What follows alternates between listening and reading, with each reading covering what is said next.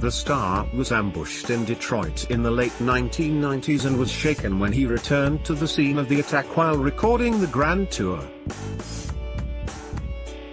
Petrolhead Jeremy said, "I was there in 1997 and somebody held a gun against my head.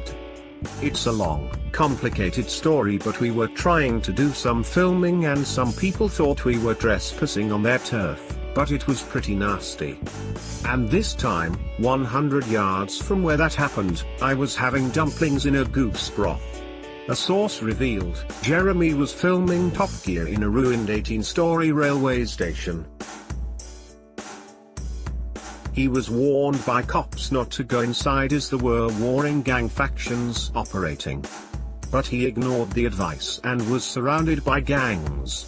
Thankfully, he talked himself out of the situation. Jeremy added, "I think Detroit is such an interesting story.